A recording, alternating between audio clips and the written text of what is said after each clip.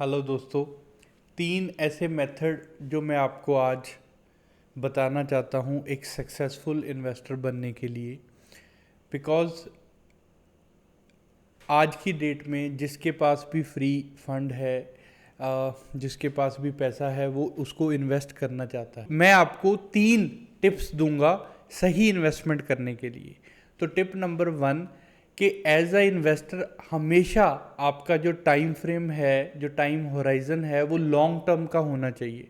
कभी भी short term gain या बहुत जल्दी अगर आपको पैसे की रिक्वायरमेंट पड़ने वाली है या आप इम्पेशेंट हैं, तो कभी भी आप इन्वेस्टमेंट डिसीजन मत लीजिए। उससे प्रॉफिट का तो पता नहीं, बट आपको लॉस ज़रूर हो सकता है। बहुत सारे इन्वेस्टर जल्दी जल्दी में मार्केट में, किसी कंपनी में, किसी म्यूचुअल फंड में, किसी भी चीज़ में, चाहे वो गोल्ड है, चाहे वो कोई भी प्रॉपर्टी है, कोई भी चीज़ आप मान लीजिए जिसमें इन्वेस्टमेंट की जाती है, उसमें वो इन्वेस्ट कर तो देते हैं, बट क्योंकि उनको लगता है कि अब मैंने इन्वेस्ट किया है, कल तो इन्वेस्ट किया, आज तो मेरा पैसा डबल हो जाना चाहिए, या 1 महीना हो गया इन्वेस्टमेंट किए, मुझे रिटर्न ही नहीं आ रहे, मुझे रिजल्ट ही नहीं मिल रहे, 6 महीने हो गए। तो मैं आपको एक सही, एक रियलिस्टिक आपको टाइम फ्रेम बताना चाहता हूँ। 5 साल मिनिमम, मैं बोल रहा हूँ 5 ईयर्स आपको वेट करना पड़ेगा। 5 ईयर्स तक आपका मिनिमम टाइम जो है वो होना चाहिए। वैसे आइडली अगर हम वारेन बफे को फॉलो करें या अगर कोई भी बड़े इन्वेस्टर्स को फॉलो करें, तो 10 साल का जो होराइजन है वो बहुत सही माना जाता है आपकी इन्वेस्टमेंट्स को ग्रो होने में, आपको एक्चुअली में वेल्थ क्रिएट होने में। 10 साल से पहले कोई भी इन्वेस्टमेंट कभी, समटाइम्स वो रिटर्न दे देती है, समटाइम्स नहीं देती। मार्केट के साइकिल्स होते हैं, बहुत सारी चीज़ें हैं इन डेप्थ। बट आपको मैं एक मोटा मोटी बता दूं, तो अगर आप 10 साल के लिए अपने पैसे को होल्ड पे रख सकते हो, वेट कर सकते हो, आपके पास इस पैसे के अलावा एक्स्ट्रा फंड्स हैं अगर आप कभी ज़रूरत पड़ने पे, तो आप जो है वो इन्वेस्टमेंट करिए। अब सिर्फ इन्वेस्टमेंट, हम स्टॉक्स की बात नहीं कर रहे। मैं रिपीट करता हूँ, property, gold, stocks, mutual fund, किसी भी चीज़ में अगर आपको अच्छी रिटर्न चाहिए तो 10 साल का मिनिमम आपका नज़रिया होना ही चाहिए। लॉन्ग टर्म इन्वेस्टर ही एक्चुअली में वेल्थ क्रिएट करते हैं। शॉर्ट टर्म में वेल्थ क्रिएट नहीं होती, वो सिर्फ एक तरह से आप सट्टेबाजी उसको समझ सकते हो। दूसरी टिप कि आपको जो, जब आप इन्वेस्ट कर रहे हो, तो आपकी जो अप्रोच है वो एक तरह से रियलिस्टिक आपकी एक्सपेक्टेशन होनी चाहिए। अब रियलिस्टिक होने से मेरा क्या मतलब, ऐसे मैं आपको कोई पहेलियाँ नहीं बुझाऊंगा, मैं आपको एक नंबर भी दूंगा कि क्या नंबर एक रियलिस्टिक अप्रोच माना जाता है। आपको ईयरली 15% आपकी इन्वेस्टमेंट जो है वो मिनिमम ग्रो होनी चाहिए। बिकॉज अगर हम ब्लैक और वाइट इन्फ्लेशन को कुछ कैलकुलेट करके कुछ एक नंबर निकालते हैं, तो वो हमेशा 10-11% के आसपास बैठता है। तो 10-11% का मतलब ये है कि आपका हर साल पैसा जो है वो 10% डेप्रीशिएट हो जाता है।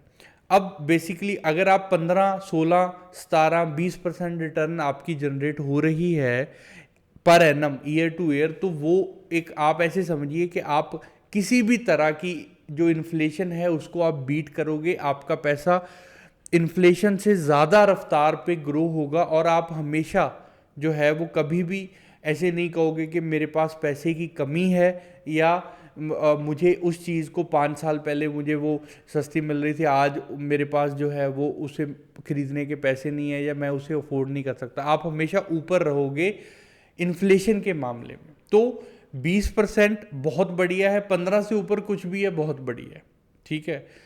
लेकिन मैं फिर बता रहा हूँ, 10 साल मिनिमम और 15% आपकी एक्सपेक्टेशन ग्रोथ होनी चाहिए। बहुत सारे इन्वेस्टर क्या करते हैं, वो पैसा लगाते हैं और वो ये एक्सपेक्ट करते हैं कि उनका पैसा 1 साल में डबल हो जाएगा। होता भी है, डबल हो भी जाता है, इसमें कोई बड़ी बात नहीं है। पर प्रॉब्लम ये है कि एक जगह पे हम इन्वेस्टमेंट नहीं कर रहे होते। किसी एक स्टॉक में, किसी एक इन्वेस्टमेंट में हमारा पैसा डबल हो गया। अब हमने 5 इन्वेस्टमेंट करी हुई हैं, 10 करी हुई हैं या 15 करी हुई हैं, depending on person to person. तो एक में डबल हो गया, किसी में आधे रह गए, किसी में 20% का लॉस है, किसी में 30। तो ऑन एन एवरेज अगर आप पैसा जो लगा रहे हो, सपोज आपने 1 करोड़ रुपए मार्केट में लगाया, तो अगर आप साल का 15-16 लाख रुपए कमा रहे हो, उसका मतलब एड ऑन हो रहा है आपकी कैपिटल पे, तो वो एक अच्छा साइन है। और यही एक रियलिस्टिक अप्रोच, वॉरेन बफे से लेकर कोई भी आप दुनिया का बेहतरीन इन्वेस्टर आप देखोगे तो उनकी जो नंबर होता है वो यही होता है, ईयर ऑन ईयर। अब लोग न्यूज़ में पढ़ते सुनते ही हैं कि उसका वो स्टॉक 1500% रिटर्न दे गया, उसका वो 5 गुना रिटर्न दे गया, बट वो एक स्टॉक होता है। पूरा पोर्टफोलियो में जो एवरेज रिटर्न आती है वो बेसिकली यही होती है, ठीक है। अगर मैं आपको ऑप्टिमम सबसे दुनिया का हाईएस्ट रिटर्न वाला बताऊं तो वो पीटर लिंच हैं, जिन्होंने जो फंड मैनेज करते थे, वो हेज फंड था उनका, अमेरिकन बेस्ड इन्वेस्टर हैं वो। तो उन्होंने उनकी 28 साल की जो एवरेज रिटर्न थी वो करीबन 30% के आसपास थी। तो वो सबसे टॉप पे माने जाते हैं, ठीक है। उसके उसके नीचे ही हैं बाकी सारे इन्वेस्टर। अगर आपकी इन्वेस्टमेंट जो है वो एक्सपेक्टेशन बहुत रियल होंगी तो हमेशा आप अपनी इन्वेस्टमेंट को लेके कॉन्फिडेंट रहोगे और आपको कभी भी किसी भी तरह के मार्केट के अप एंड डाउन से प्रॉब्लम नहीं होगी, क्योंकि आपको पता है कि ऑन एन एवरेज मुझे अगर मैंने सही जगह अच्छी जगह इन्वेस्ट किया है तो आपको ये जो नंबर है वो मिल ही जाएगा, ठीक है। अब बढ़ते हैं मेरी तीसरी टिप की तरफ, जो कि एक बहुत इंपॉर्टेंट टिप मैं आपको बता रहा हूँ कि हमेशा जो आप एज अ इन्वेस्टर आप इन्वेस्ट कर रहे हो वो अपने नॉलेज, जिस चीज़ की आपको नॉलेज है उसी क्षेत्र में, उसी एरिया में आप जो है वो इन्वेस्ट कीजिए। अब इसका क्या मतलब है? इसका मतलब ये है कि अगर आपको कभी स्टॉक मार्केट के बारे में पता ही नहीं है, आपको बैलेंस शीट पढ़ना आता ही नहीं है, आपको फंडामेंटल एनालिसिस पता ही नहीं है, तो कभी भी ऐसे ही किसी टिप के किसी ने बता दिया कि ये स्टॉक में पैसा लगा दो, ऐसे मत लगाओ। क्योंकि जिस इन्वेस्टमेंट पे कॉन्फिडेंट ही नहीं है किसी इन्वेस्टर को, तो उस पर वो पहली बात तो लॉन्ग टर्म नहीं टिकेगा, दूसरी बात उसकी एक्सपेक्टेशंस अनरियलिस्टिक होगी, जिसकी वजह से वो छोटा सा गेन या तो लेके निकल जाएगा या फिर उसको लॉस होगा और फिर वो लॉस बुक कर लेगा, क्योंकि उसको समझ ही नहीं है। बिकॉज जब ऐसे स्टेप्स बंदा जब अननेसेसरी बाय या सेल करते रहना किसी भी चीज़ में, अगर आप ऐसे करोगे तो आपको कोई गेन नहीं होगा, बल्कि आप कोई ट्रांजैक्शन टैक्स या इस तरह के जो चार्जेस हैं वही दोगे, और मे बी कुछ इन्वेस्टमेंट पे लॉस हो गया तो वो अलग से। तो हमेशा अगर आपको स्टॉक मार्केट की नॉलेज है तो आप स्टॉक मार्केट में डायरेक्टली स्टॉक्स में इन्वेस्ट कीजिए। अगर आपको नहीं है तो कोई भी एडवर्टाइजमेंट या कोई भी किसी की टिप लेने की ज़रूरत नहीं है। करना ही है इन्वेस्टमेंट स्टॉक मार्केट में तो पहले सीखिए, पहले इस पर टाइम स्पेंड करिए, इसके थोड़ा सा एक तरह से एक्सपर्ट बनिए, चाहे इमेच्योर एक्सपर्ट ही सही, पर आपको नॉलेज होनी चाहिए उस डोमेन की, तो ही आप इन्वेस्ट कीजिए। अब इसमें क्या है, अगर आपको आपके पास टाइम नहीं है कि आप नहीं सीखना चाहते या बट आपको इन्वेस्ट करना, तो मैं आपको सही मेथड बताता हूँ इन्वेस्ट करने का। तो आप क्या करिए, आप खुद एक्सपर्ट नहीं है लेकिन आप एक्सपर्ट्स को अपना पैसा दीजिए। तो इससे मेरा क्या मतलब है, आप म्यूचुअल फंड में इन्वेस्ट कर सकते हो।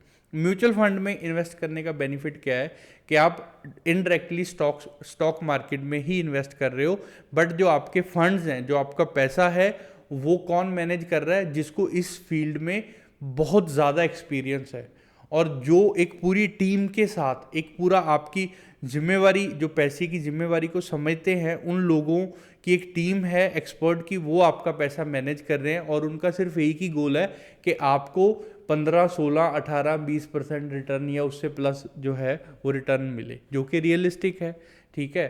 तो सबसे बेस्ट ऑप्शन आपके लिए क्या है, अगर आप मार्केट के बारे में आपको नहीं पता, तो सबसे बेस्ट ऑप्शन है कि म्यूचुअल फंड में अपना पैसा लगा दीजिए और वो आपका पैसा आधा नहीं करेंगे, ना ही वो आपका ज़ीरो कर देंगे। आपको साल दर साल जो है वो प्रॉफिट ही मिलेगा। आपको मैं एक छोटा फन फैक्ट बताता हूँ।